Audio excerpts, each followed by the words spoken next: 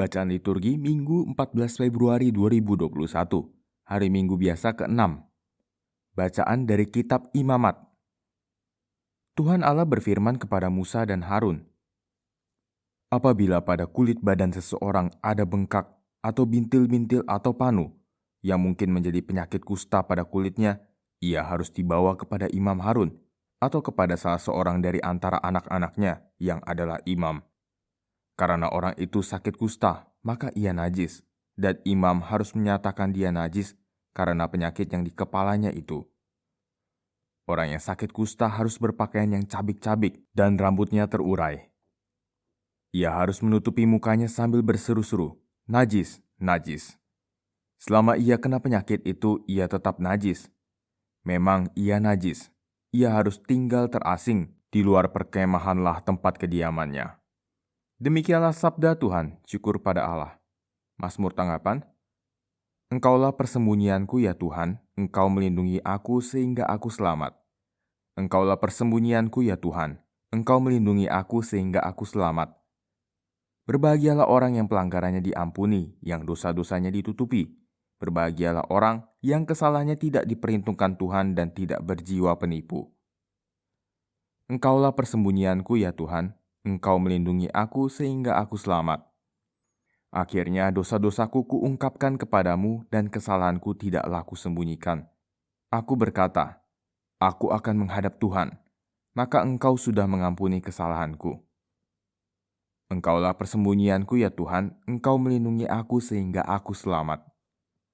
Bersukacitalah dalam Tuhan, bersorak-sorailah hai orang-orang benar, bersorak gembiralah hai orang-orang jujur.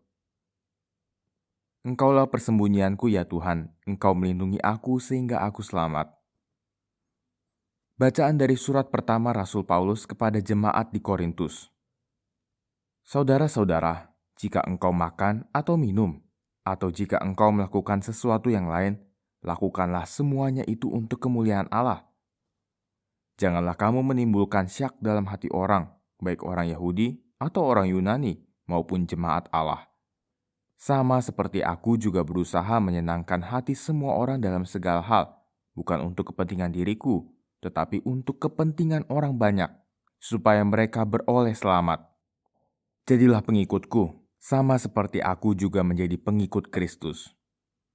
Demikianlah sabda Tuhan, syukur pada Allah.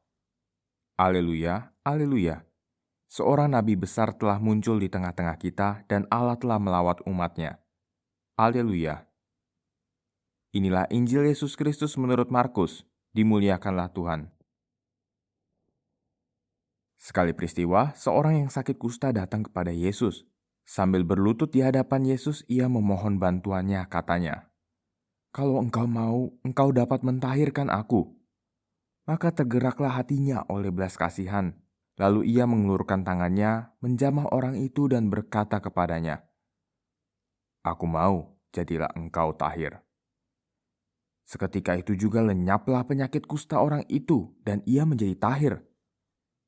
Segera Yesus menyuruh orang itu pergi dengan peringatan keras. "Ingatlah, janganlah engkau memberitahukan hal ini kepada siapapun. Tetapi pergilah, perlihatkanlah dirimu kepada imam, dan persembahkanlah untuk pentahiranmu persembahan yang diperintahkan oleh Musa sebagai bukti bagi mereka." Tetapi orang itu pergi memberitakan peristiwa itu dan menyebarkannya kemana-mana, sehingga Yesus tidak dapat lagi terang-terangan masuk ke dalam kota. Yesus tinggal di luar kota di tempat-tempat yang sepi, namun orang terus juga datang kepadanya dari segala penjuru. Demikianlah Injil Tuhan, terpujilah Kristus.